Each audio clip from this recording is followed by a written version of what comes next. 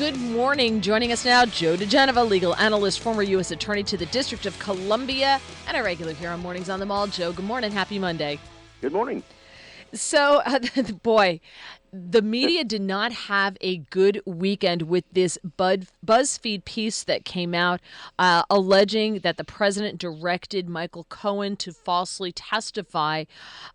What is your take on this? Because here's a question I have for you.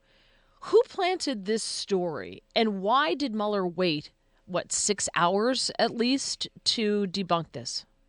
Well, the story, according to BuzzFeed, was planted by two federal law enforcement officials who knew the information was false. That's a crime, what they did, and it's going to be investigated by the Department of Justice because the new Attorney General, Bill Barr, when he's confirmed, will be the new sheriff in town.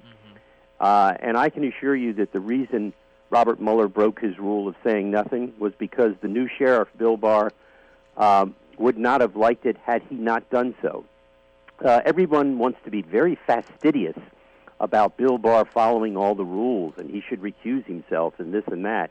Bill Barr has made it very clear he's going to follow the rules, but he is the final arbiter of various things, including who violates secrecy rules surrounding investigations. Bob Mueller knew that as soon as Bill Barr was sworn in, he was going to go into the Justice Department, Mueller, and was going to brief Barr on the status of the investigation.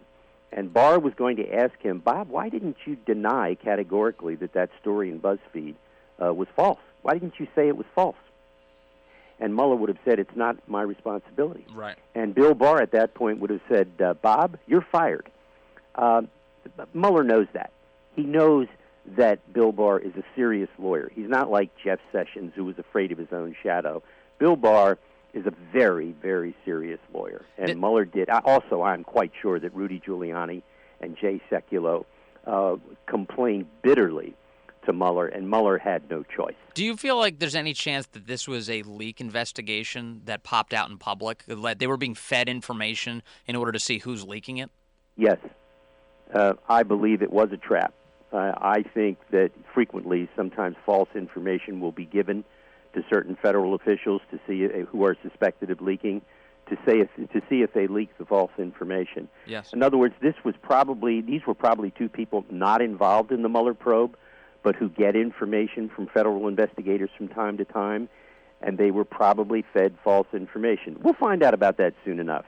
Believe me, Bill Barr will find out what happened here. You know, BuzzFeed, the organization that published this isn't their first rodeo with being accused of poor journalistic practices. The biggest one emanating by them publishing all of the unverified details of the Trump dossier, that Steele dossier. But now defending, of course, their report, saying that they stand by their reporting. They continue to do that this weekend.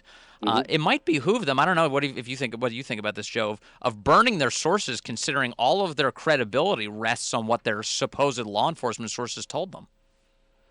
Well, I'm not going to try and tell journalists how to live their lives. American journalism now is at a low point. We're at yellow journalism squared. This is the worst state American journalism has been in over 100 years, and all because they didn't like the results of the 2016 election, and they have an animus toward the President of the United States. They'll never reveal their sources. And it may be that when they do, they're going to be embarrassed by it, and they wouldn't want to show how uninformed these people might be. If you're an honest reporter, you lose your obligation to maintain confidentiality when the person who gave you the information lied to you. So, of course, they should tell, but they won't. Last week, we got a report about Bruce Orr and his testimony. And in that testimony, we found out that he claims that he warned senior DOJ officials that the dossier was connected to Clinton, that it might be biased. And I thought that was really important. Vince and I discussed that. Like, wow, this is big news. Didn't even make a splash at all. Did we interpret that wrong? No, you were absolutely right. That was huge news. And the reason it's really big news is because of what it shows. You recall that last February, Nunes was in a battle with the House Democrats on the Intelligence Committee about releasing redacted information about the FISA applications. Nunes won. He put it out. And Adam Schiff, the ranking member at the time, said that the dossier played very little role in the securing of the FISA warrants, and didn't mention something very important. He didn't mention that Bruce Orr had told him, Schiff, and Nunes and the other members of the committee that he, Bruce Orr, had warned senior FBI and Justice Department officials that the dossier was created by a person who was vitally opposed to the president, who hated the president, that the information was unverified, that it was biased, that it was unsubstantiated, and they needed to be extremely careful about potentially using it with the FISA court. Adam Schiff lied to the American people. He said all of that wasn't true. Have you seen one thing reported about that by any of the people in the American media? And the answer is no. And then people are complaining about BuzzFeed. Every single reporter who covered the Adam Schiff versus Nunes issue last February should be ashamed of themselves. But again, the American media has no shame. We don't have a press anymore. We have advocacy groups. Yeah, and unfortunately, so many people have written off the press as a sideshow because it is on often cases. But the effect of the press is, especially as you went into Friday with everybody calling for impeachment, it whips Democrats into a frenzy and gives them air cover now that they're in control of the House to start issuing subpoenas and launching investigations. It matters what the press is talking about, whether or not you like it. Well, I don't think there's any doubt about the fact that notwithstanding their current state, the press is influential, regrettably, at this point, because they have no honor, they have no dignity, they don't respect their function and their role under the First Amendment. They are embarrassing themselves under the First Amendment, but they nonetheless are there, and they can cause a lot of damage. They're also doing something, I think, that's very, very dangerous for themselves.